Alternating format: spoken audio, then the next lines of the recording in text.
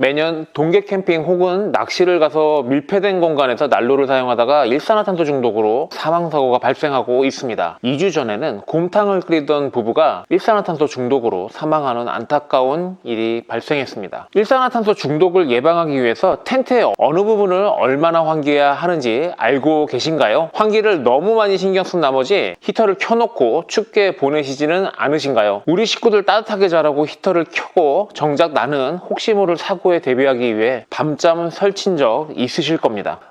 오늘 영상 끝까지 보시면 일산화탄소 중독으로부터 안전하고 따뜻한 캠핑 즐기실 수 있을 거니까 오늘 영상 보시고 많은 도움 되셨으면 좋겠습니다. 그럼 지금부터 시작하겠습니다. 안녕하십니까, 코베아 동탄점입니다. 오늘은 일산화탄소 중독 사고 어떻게 하면 위험하지 않고 안전하게 캠핑 즐기실 수 있는지 알려드리도록 하겠습니다. 이 같은 일산화탄소와 산소가 같은 부피에서 산소의 무게가 32g이고요. 일산화탄소의 무게는 28g입니다. 그래서 일산화탄소가 산소보다 약간 가볍기 때문에 위로 올라가게 됩니다. 일산화탄소가. 그래서 위쪽을 환기를 해주게, 텐트의 위쪽을 환기해 주는 게 효율적입니다. 하지만 이 밀도 차이가 크지가 않기에 일산화탄소는 아주 천천히 상승을 하게 됩니다. 거실형 혹은 터널형 텐트에서는 아래쪽에서 산소가 유입되기 때문에 빠르게 일산화탄소가 위쪽으로 밀려서 올라가게 됩니다. 그래서 환기에 더 효율적이죠. 하지만 이제 돔 텐트 같이 아래 부분이 막혀 있는 상태에서는 아무리 위쪽을 환기를 해도 공기 순환이 어려워 위험할 수 있습니다. 항상 매년 같은 사고가 나는 경우는 이러한 돔 텐트에서 사고가 나고 있으며 조심하시기 바랍니다. 돔 텐트에서는 정말로 그런 난방기구를 켜시면 안 됩니다. 그리고 실내에서, 그러니까 텐트 안에서 화로솥을 피우는 경우가 있는데 그 행위는요, 환기에 상관없이 일산화탄소로 그 좁은 공간을 가득 채우는 행위입니다. 그래서 아주 심각할 정도로 위험하기 때문에 절대로 하시면 안 되겠습니다. 일산화탄소는 무색, 무취의 기체로 연료가 연소할 때 불완전 연소하며 발생하는데 이 적혈구에 있는 헤모글로빈이 산소가 붙을 자리에 대신 달라붙어 피가 산소를 운반하지 못하게 되어 이 뇌와 이 장기 쪽에 치명적인 손상을 일으킵니다. 일산화탄소는 산소보다 200배나 더 강력하게 헤모글로빈에 달라붙습니다.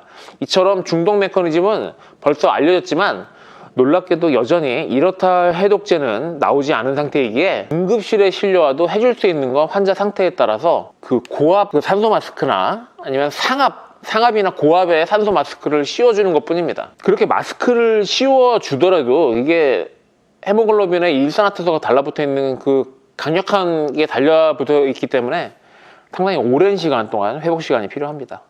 일산화탄소가 체내에 지속적으로 유입이 되면 두통이나 무력감, 졸음, 구토, 졸도 등의 증상이 나타나며 심할 경우에는 혼수, 약한 맥박, 호흡 곤란 등의 중독 증상이 나타납니다. 이러한 중독 현상에서 심하면 산소 부족이 오래도록 계속되기 때문에 뇌와 장기에 치명적인 상처를 입혀 의식을 잃어 사망에 이르게 됩니다. 그러니 좁은 공간에서 난방을 하실 때는 반드시 환기에 유의해 주시고 히터를 사용하시더라도 각종 안전 센서가 내장되어 있는 코베아 기가선 같은 제품을 이용하시면 더욱 안전하게 즐거운 캠핑을 즐기실 수 있으실 겁니다. 지금까지 남아있는 분들은 저희 찐 구독자라고 생각을 해서 개인적인 저의 생각을 말씀드려 보겠습니다. 아주 주관적인 부분이고요. 이게 정답은 아닙니다. 정답이 아니고 제 개인적인 생각을 말씀드리는 겁니다. 그러니까 이렇게 이론적으로 완벽하다 해도 저는 동계 캠핑을 가서 난방을 하더라도 낮에 이제 활동하는 시간대는 난방을 이제 뻥뻥 틀어대도 잘 때는 히터 그냥 끄고 잡니다. 예전에는 히터 켜고도 잤었는데 식구들은 따뜻하게 자더라도 저는 거의 잠 한숨 못 자고 뜬 눈으로 밤을 새우곤 해서 언제부턴가 잘 때 히터를 끄고 자게 됐습니다. 이젠 전기 매트랑 이제 침낭에 의존하더라도 충분히 따뜻하게 잘 수 있습니다.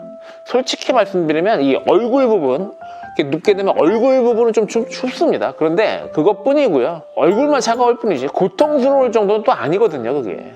그래서 이 정도도 싫으면 캠핑 나오면 안 될 것 같습니다. 텐트 피칭 하는 거 오래 걸립니다. 오래 걸리는 게 불만일 거고요. 샤워실에 뜨거운 물도 계속 나오는 게 아니고 일정 시간에만 나오기 때문에 그것도 불만일 거고요. 그 다음에 화장실도 또 여러 사람이 쓰기 때문에 여러 사람이 쓰면 위생 상태가 불만일 수 있을 겁니다. 그리고 음식 쓰레기 버리고 뭐 재 버리고 하는 게 불만일 수 있습니다. 상당히 뭐 편하지 않죠. 그러니까 집까지 편한 것만을 추구한다면 집에 있어야지 캠핑 나오면 쉽지 않습니다. 캠핑 나오면 육체적으로 편하기는 쉽지 않습니다. 하지만 캠핑을 나오게 되면 ATP 소모량 대비 만족도가 상당히 크다는 걸 느끼게 될 겁니다. 가족과 같이 가면 가족 간의 유대감 형성에도 도움이 될 것이고요. 집에서 스마트폰만 보던 아이들이 자연에서 숨쉬는 모습을 보게 될 것입니다. 혼자 가게 되면 혼자서 보내는 자연 속에서의 힐링의 시간을 갖게 될 것이고요.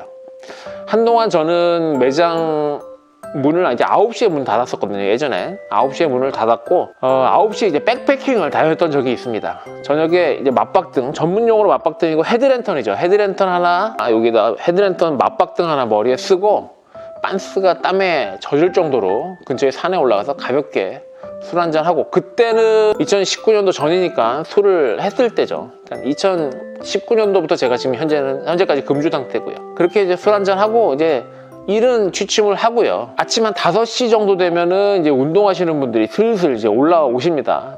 항상 저희는 정상에서 잤거든요. 그래서 정상에서 자게 되면 아침 5시 좀 넘으면 이제 좀 밝아지기 시작하면은 운동하시는 분들이 오시게 되는데, 그때 이제 해가 떠오르거든요. 그러면 이글이글 타오르는 해가 뜨는 거 보고 내려와서 매장 오픈했던 적도 있었습니다.